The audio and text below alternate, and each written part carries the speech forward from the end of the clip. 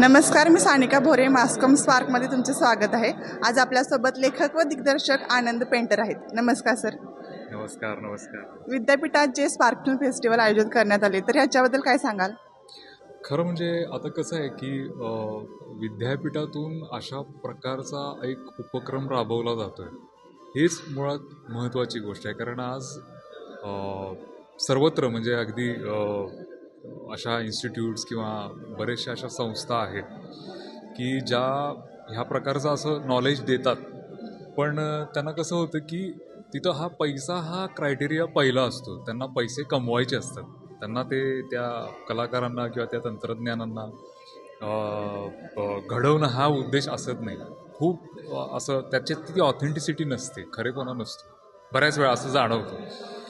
पण इथं आणि खास करून सांगायचं म्हणजे अशा संस्थांमध्ये म्हणजे आता या पुण्या मुंबईला खास करून ज्या असतात संस्था, यांच्याकडं जायचं म्हणजे एकतर पैसा देऊन ते सगळं घ्यावं लागतं, जावं लागतं.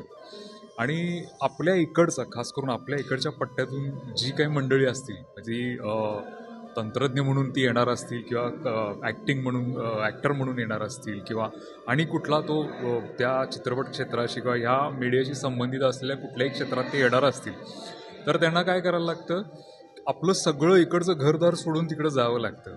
कधीकधी त्यांची ती परिस्थिती असत पण नाही, पण या चंदेरी दुनियेची भुरळ पडल्यानंतर ते काय करतात की ते सगळं सोडतात आणि तिकडे जातात. होतंय नुकसानच. ते जातात तिथं आणि त्यांना त्यांच्या हातामध्ये काहीच लागत नाही. ते वेळ जाते, वय जातं आणि नुकसान होतं ते होतंच. आणि मग हे हे हे हे त्या विद्यार्थ्याला पुढं परत उभारायला ती चान्सच मिळत नाही.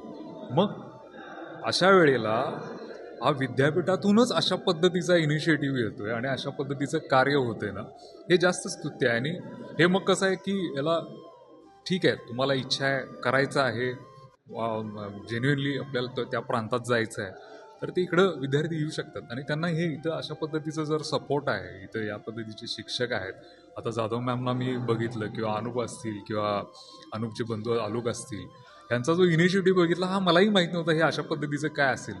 तर हे खूपच छान आहे. आणि एवढा सपोर्ट मिळाल्यानंतर खरंच त्या विद्यार्थ्याची जडणघडण चांगल्या पद्धतीनेच होईल. कारण ते कसं आहे की ते एक रोपटं लावल्यासारखं आहे. ते सुरू करून मनामध्ये ते सेन्सेस मी भाषणात पण मगाशी म्हणलो की विद्यार्थ्यांनी इथं येऊन ना चुका कराव्यात, अडचणींना फेस करावं. ते चुकल्यानंतर सावरायला हे शिक्षक वृंद आहे, सगळी मंडळी आहेत, सांगणारी मंडळी आहेत, हे बाहेरच्या लोकांना बोलवतात. तर हे खूप छान आहे.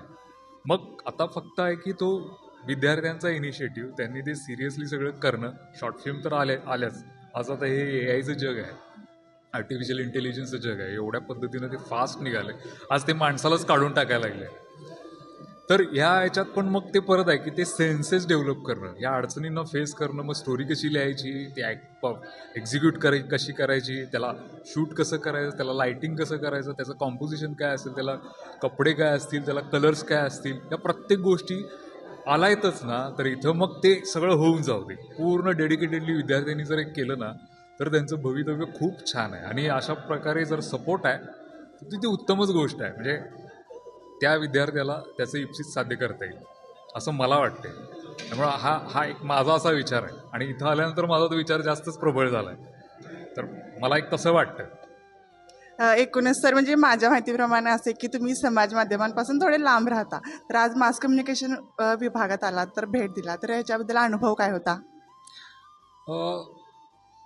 अनुभव कसं आहे की खरंच मास कम्युनिकेशन म्हणजे हे समाज माध्यमांच्या जवळ जायला पाहिजे. पण माझा थोडासा असा थॉट आहे की नाही, आपण शांतपणे काम करत राहूया. ते ज्या क्षणी दिसायला लागतं तर माध्यमं घ्यायला लागतात. आपण माध्यमांच्या मागं पळण्यापेक्षा माध्यमं नंतर येतील. तर कार्य हे चालूच आहे. भले लांब राहत असलो तरी पर्पजफुली कसं आहे की आपल्याला ते काम करायचं आहे. आपण माध्यमांच्या समोर जायला लागलो आणि आपण काही काम करतच नसलो तर मग ते कॉन्ट्रास्ट असेल. तर त्याच्यासाठी बाबा येईल ते पुढं भविष्यात, ते करावंच लागणार आहे. ते that is a part of business, ते करावंच लागेल. तर धन्यवाद सर. कॅमेरामॅन प्रज्ञा भांदिगरेसोबत मी सानिका भोरे.